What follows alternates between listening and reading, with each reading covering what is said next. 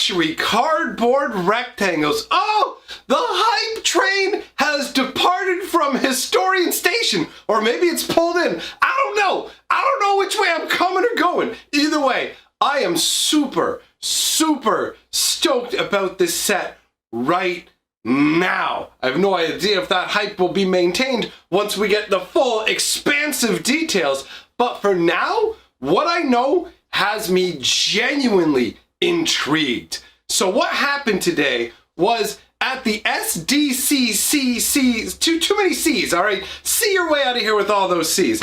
At the San Diego Comic Con, there's no con here, all right? At the San Diego Comic Con, there were these invitations given out to the royal courts of Eldraine, because we are going, in September, we are going to have the set Throne of Eldraine. That is what Codename Archery is going to be. That's our new standard set. Now, obviously, just the cover of this invitation is gorgeous. A nice, rich purple. It says, the Royal Courts of Eldraine request the honor of your presence. Oh, doesn't that feel fancy? Doesn't that feel like a fancy boy sort of thing?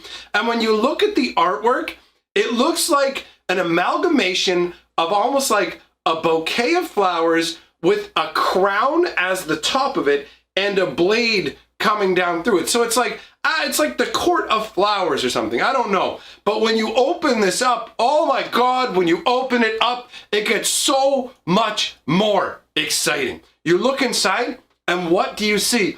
All of these diminutive, teeny weeny little fairies. Absolutely gorgeous. Honestly, as soon as I saw this, I went, oh, it totally gives me the feel of, if you guys are as old as me, you may know the old Square Enix games. I'm talking like Final Fantasy III, which actually is Final Fantasy VI, really. I mean, it's weird. For some reason, when it came to those old Japanese RPGs, we only got some of them over here in North America because they mistakenly assumed that we would not be interested in awesome role-playing games like that. So we only got some of them. So Final Fantasy III, Secret of Mana, that's what these fairies make me think of. This feels like old school high fantasy. And when you take a closer look, you can see how teeny weeny the little fairies are. The one has a little button as a shield. I love the details. One has a little button as a shield. You can see there's like thread wound through the holes to make for a hand guard. Little details like that. The spear that's held in the air, it actually looks like a pen nib, like the tip of a pen. You have another fairy flying in the background with like kind of like a little like half of a key almost, and actually on the side you can see one of them is definitely equipped with a key.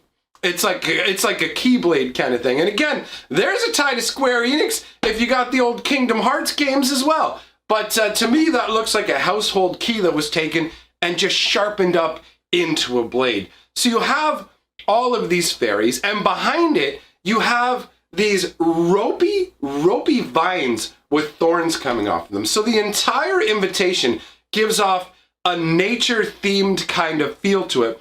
And the fairies flying around, honestly, when I saw it, the idea that I got was, imagine a kingdom where they had fairies as envoys. So if they wanted to deliver these royal invitations, a little swarm of fairies would fly up and deliver it onto you. Here you go. Here is your ornate invitation. Your presence has been requested by the monarchy of the royal courts of Eldraine. To me, that's incredibly interesting. Now, we don't know if Eldraine is going to turn out to just be the name of the kingdom in this world. We don't know if this is actually going to be an entire world called Eldraine that is ruled over by one monarchy. The idea of an entire plane of existence that only has one kingdom is pretty new, honestly. That's like, I suppose not new, no, that's not the right term for it, but I would say it's pretty unique in terms of Magic the Gathering, because normally there's all kinds of warring factions. Another thing that's really interesting to note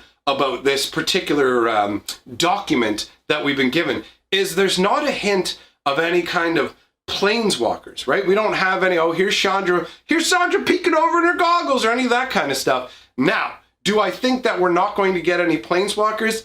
I highly doubt it. I highly doubt that there will be no planeswalkers in this set.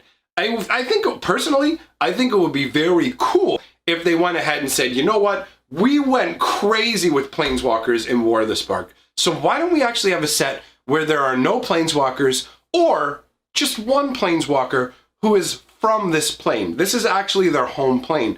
Now, while I expect there to be planeswalkers, what I don't expect to see there, and what actually makes me pretty excited, is I do not expect that we'll be following the Gatewatch. I could be wrong about this. I'll explain to you why I don't think the Gatewatch is going to be involved with this particular set. And I pray that they're not, because I'm tired of following the Gatewatch. I like variety. I like new stories, not just follow these guys to this plane, follow these guys to this plane. But anyhow, for those of you who aren't aware, there is actually a second War of the Spark novel. There is a sequel to that novel, and unfortunately, it is written by the same individual. So I imagine that it's going to be just as much of a dumpster fire as the first book was.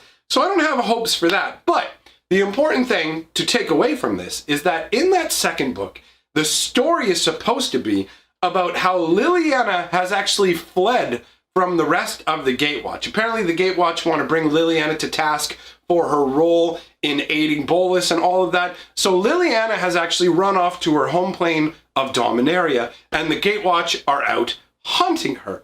Now, granted, this could mean that their search takes them to other places, and we could theoretically see them in the Throne of Eldraine set, but I'm genuinely hoping that we're going to take a break from all that. We had a long arc where we had to keep following the Gatewatch.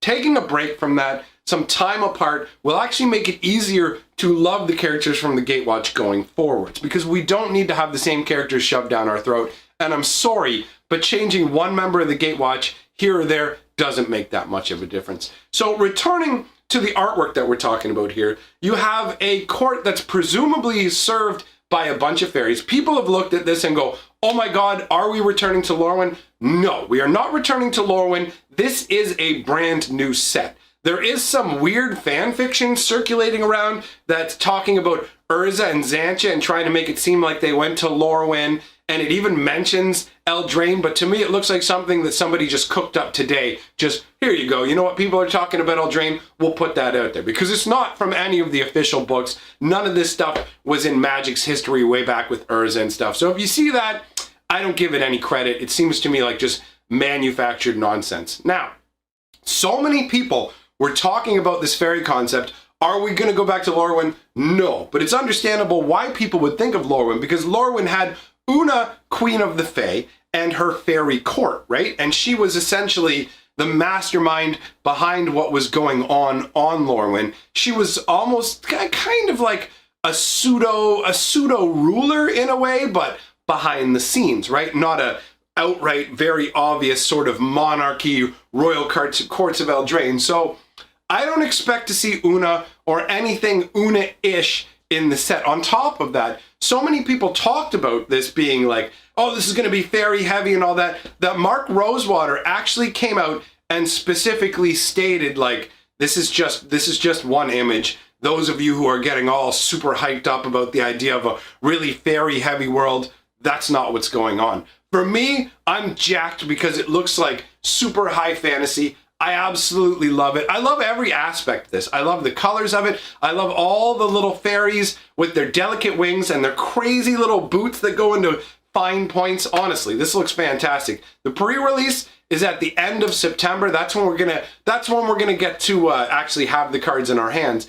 But we don't have to wait too long to get more details about the set, because on Saturday there is going to be a panel at the SDCC, and that's where Rosewater is going to drop more details about the set on us. So again, scrap the idea of this is going to be like a fairy heavy set. It looks to me like it's going to be nice, traditional, high fantasy, which is a lot of fun for me. For me, I don't like the planes like Kaladesh, the technical worlds with the beep beep, I got a car and a helicopter and jetpacks, and it's like, that doesn't feel like Magic the Gathering to me, man. Magic the Gathering has had fairies all the way since the beginning. You had your Scrib sprites in the original set. You had Argothian Pixies and Antiquities. Legends brought us your fire sprites, your Isling Leprechaun. Like, the fairies have been like little presents here or there in a bunch of different worlds, and that tends to lend to a magical feel. These little tiny beings that feel like they're made purely out of magic. And again,